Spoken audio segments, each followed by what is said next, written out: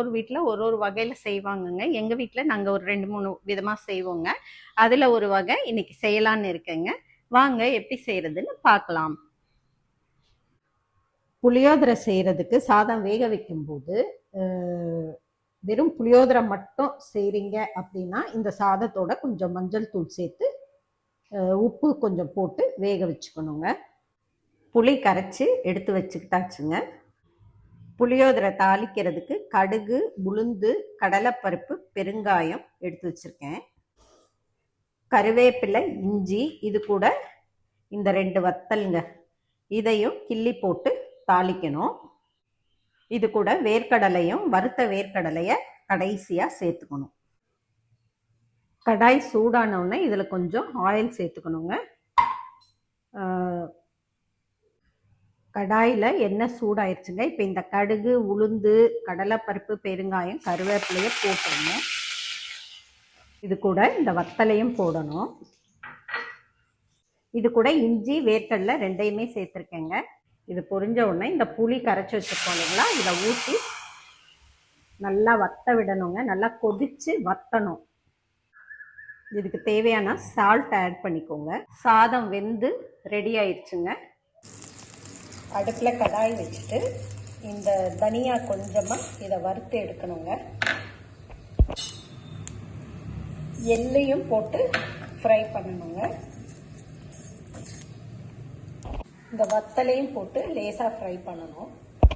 வறுத்த தனியா, எள்ளு, காஞ்ச மிளகாய் இதை நல்லா மிக்சியில் சேர்த்துக்கணுங்க. இதை நல்லா பவுடர் பண்ணணும். வறுத்த தனியா, எள்ளு, காஞ்ச மிளகாய் இது பவுடர் பண்ணியாச்சு. புளிக்காய்ச்சல் ரெடி ஆயிடுச்சுங்க. சாதம் வெந்துருச்சுங்க. இதை வந்து நல்லா குழச்சி விட்டுக்கணும். இந்த எல்லாம் உதிரியாக தான் செய்வாங்க புளியோதரை. இது கொஞ்சம் வித்தியாசமாக நல்லா குழச்சி விட்டு செய்கிற புளியோதரைங்க. இதுக்கு வந்து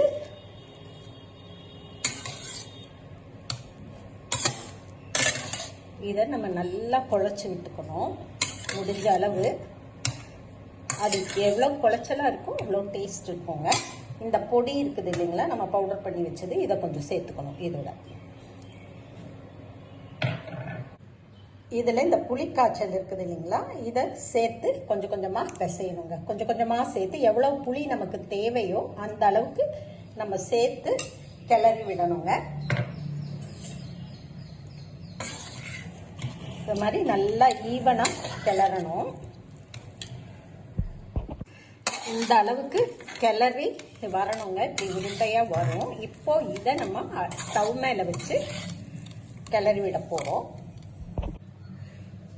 அடுப்பை சிம்மில் வச்சுட்டு இதை கொஞ்சம் நல்லா கிளறி விடணுங்க. கொஞ்சம் கொஞ்சம் நல்லெண்ணெய் ஊற்றணும். சைடில்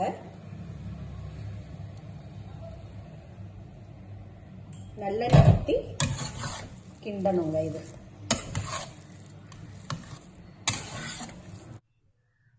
புளியோதரை ரெடி ஆயிடுச்சுங்க. இது வந்து சூப்பராக இருக்குங்க. இது கூட வந்து நம்ம துவையல் வச்சுக்கலாம்.